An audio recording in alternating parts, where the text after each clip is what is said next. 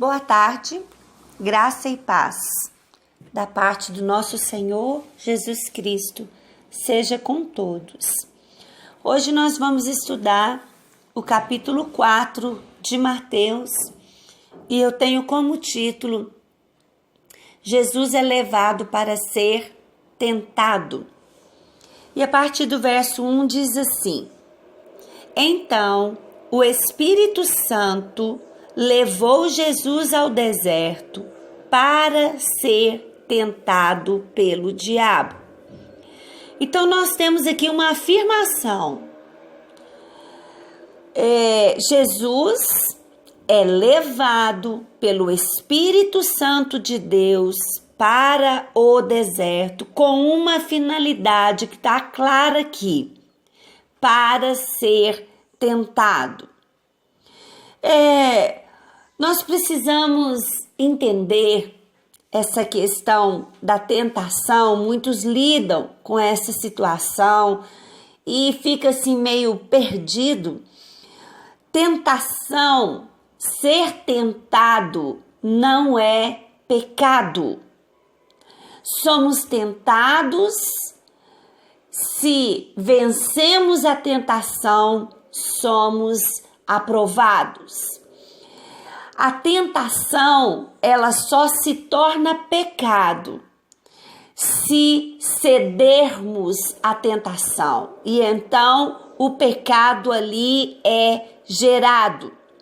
Jesus estava no início do seu ministério.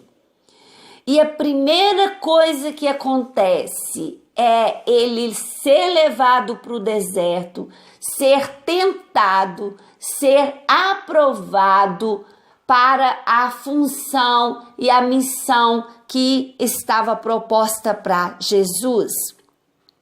E depois de passar 40 dias e 40 noites sem comer, Jesus estava com fome. Essa aqui é uma questão que traz assim uma certa discussão entre os teólogos, porque dizem que Jesus passou 40 dias sem comer e sem beber. A Bíblia está muito clara aqui que ele passou sem comer, ele teve fome. O natural do ser humano é ter sede muito antes de ter fome. Nosso corpo é composto em grande parte por água. Então é muito natural. Eu fico com o que está aqui na Bíblia. Jesus teve fome, o que significa que de alguma maneira ou ele levou água ou ele tinha água por perto, mas a Bíblia está muito clara que Jesus teve fome. Então o diabo chegou perto dele e disse: Se você é filho de Deus, mande que essas pedras virem pão.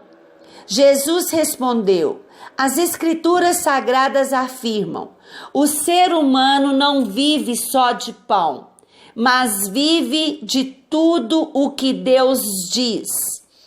Essa palavra está em Deuteronômio 8, versículo 3, na parte B do versículo. O homem não vive só de pão, mas sim de tudo o que Deus diz.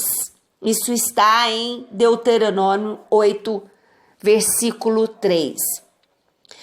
Aprendendo aqui com essa primeira tentação aqui na vida de Jesus, Jesus teve fome. Satanás é sagaz. Ele observa. Ele conhece bem, muito bem as nossas fraquezas, as nossas necessidades, as nossas carências, e ele vai nos tentar na fraqueza. Por isso nós não podemos menosprezar as nossas fraquezas e brincar com elas, porque é na nossa fraqueza que nós vamos ser tentados. Se uma pessoa nunca teve problema com bebida alcoólica, nunca bebeu na vida dela, ela não é uma fraqueza para ela. Satanás pode colocar ali cerveja, bebida na frente dela, que para ela não é problema. Mas talvez para ela o problema seja a parte moral, né? O pecado da imoralidade, que envolve tantas outras áreas, no sentido adultério, prostituição, lascívia. Talvez a tentação para a pessoa, a fraqueza para ela vai ser essa área. Cada um é engodado, é envolvido pela sua própria concupiscência, pela sua própria fraqueza. Cada um tem a sua fraqueza que deve ser vigiado dia e noite. Em seguida, o diabo levou Jesus até Jerusalém, a cidade santa, e o colocou no lugar mais alto do templo. Então disse: se você é filho de Deus, jogue-se daqui, pois as escrituras sagradas afirmam: Deus mandará que os seus anjos cuidem de você. Eles vão segurá-lo com as suas mãos, para que nem mesmo seus pés sejam feridos nas pedras. Salmo 91, 11 diz que Deus mandará os seus anjos para cuidar de nós. Então aqui o diabo está citando o Salmo 91 para Jesus, e Jesus responde: mas as escrituras sagradas também dizem: não ponha à prova o Senhor teu Deus. Deuteronômio 6,16. O que nós já estamos percebendo aqui? Satanás usa a palavra de Deus para tentar Jesus. Satanás conhece a Bíblia mais do que muitos cristãos. Mas Jesus usa também a palavra de Deus para combater, para vencer a tentação de Satanás. Jesus usa a palavra de Deus. Pergunto: como vamos vencer se não conhecemos a palavra de Deus para usar contra Satanás? Como? Suponhamos que uma determinada pessoa, ela se converte, ela era uma pessoa devassa, uma pessoa com um passado sujo, complicado, conhecido de muitos e do diabo, é claro. E ela converte, e Satanás ele começa sua obra, tentando ali a pessoa, dizendo para ela que o que ela está pensando, olha, lembra das coisas que fez.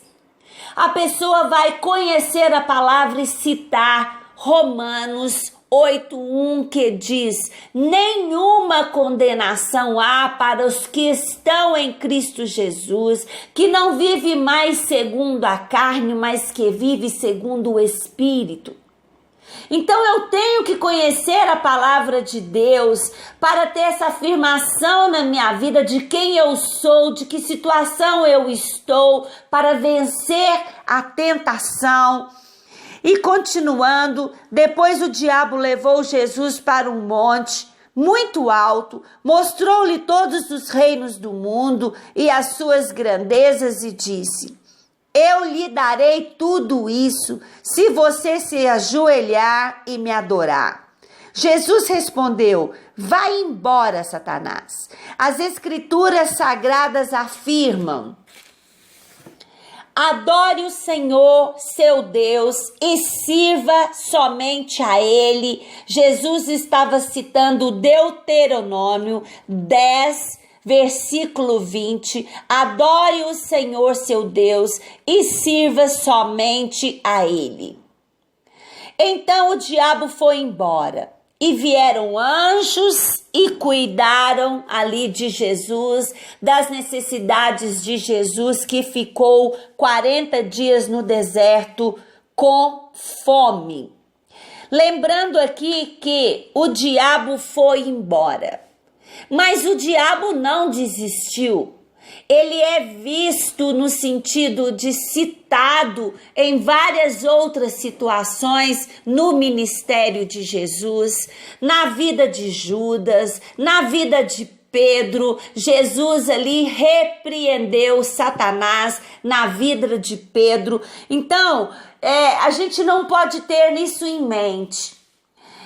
Satanás me tentou, eu venci Satanás e baixar a guarda. Não, ele sempre vai continuar, ele sempre vai tentar, sempre vai estar de olho nas nossas fraquezas. Ele não tem mais nada a fazer.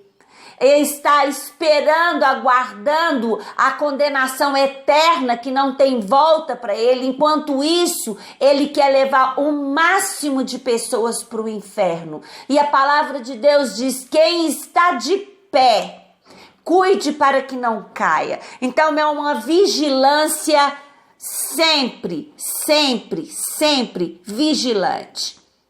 Quando Jesus soube que João tinha sido preso, foi para a Galileia. Não ficou em Nazaré, mas foi morar na cidade de Cafarnaum, na beira do lago da Galileia, nas regiões de Zebulon e Naftali.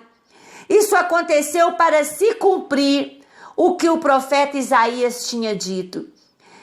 Terra de Zebulon, terra de Naftali, na direção do mar, do outro lado do rio Jordão, Galileia, onde moram os pagãos. O povo que vive na escuridão verá uma forte luz, e a luz brilhará sobre os que vivem na região escura da morte. Esse texto está em Isaías capítulo 9, versículo 1 e 2, como nós vimos na síntese do Evangelho de Mateus, veríamos várias vezes a frase: para que se cumprisse o que fora dito. E nós temos visto isso direto. E isso nos leva ao Antigo Testamento, as profecias se cumprindo, o que me leva sempre a uma alegria, porque as profecias se cumpriram, as profecias ainda se cumprem, e o que falta de profecia para se cumprir é como 2 e 2 são 4, elas vão se cumprir. A volta de Jesus vai se cumprir, os mortos sendo ressuscitados para o dia glorioso do Senhor vai se cumprir, o arrebatamento da igreja, das pedras vivas, do edifício vivo de Jesus Cristo aqui na terra vai se cumprir, e a condenação daqueles que não aceitaram Jesus, não creram em Jesus e vão a uma vida eterna no inferno também vai se cumprir. Daí em diante, Jesus começou a anunciar sua mensagem. Ele dizia: arrependam-se dos seus pecados, porque o reino dos céus está perto. Em Lucas 17, 21 diz: o reino de Deus está entre vós. Quando Jesus chegou, ele inaugurou o reino de Deus, e ele está dizendo: arrependa-se dos seus pecados. Não existe salvação a não ser em Jesus Cristo, não existe salvação sem arrependimento dos pecados. Jesus estava andando pela beira do lago da Galileia quando viu 2 irmãos que eram pescadores, Simão, também chamado de Pedro, e André. Eles estavam no lago pescando com redes. Jesus lhes disse: venham comigo que eu lhes ensinarei como pescar gente, como pescar pessoas. Vou lhe ensinar outro ofício que tem a ver com rede, que tem a ver com pescaria, mas agora é pescaria de pessoas, é pescaria de pessoas para o reino de Deus, para a salvação em Jesus Cristo. Então, Eles largam tudo, largam suas redes, largam seus ofícios e foram com Jesus. Um pouco mais adiante, Jesus viu outros 2 irmãos, Tiago e João, filhos de Zebedeu. Eles estavam no barco junto com o pai, consertando as redes. Jesus chamou os 2 e no mesmo instante eles deixaram o pai e o barco e foram com ele. Sempre admiro esses discípulos, porque eles largam tudo. Eles ainda estão ali no ministério inicial de Jesus. Eles ainda não haviam visto tantos milagres, não haviam conhecido Jesus e, no entanto, eles ouvem o chamado e eles vão até Jesus. E Jesus aqui, ele fala... andou por toda a Galileia, ensinando nas sinagogas, curando enfermos, doenças graves. A notícia a respeito dele se espalha pelo povo, né? E as pessoas eram levadas até Jesus para serem libertas de demônios, para serem curadas. E aqui diz que Jesus curavam a todos, grandes multidões o seguiam, eram gente da Galileia, das 10 cidades de Jerusalém, da Judéia, das regiões que ficam no lado leste do Rio Jordão. E Jesus atendia a multidão, supria suas necessidades. Esse é o Jesus da palavra de Deus, da Bíblia, disponível para as nossas vidas, não somente para o que nós necessitamos, mas pela obra maior que ele veio fazer, trazer o reino de Deus até nós. Amém? Fique com essa palavra e que Jesus te abençoe.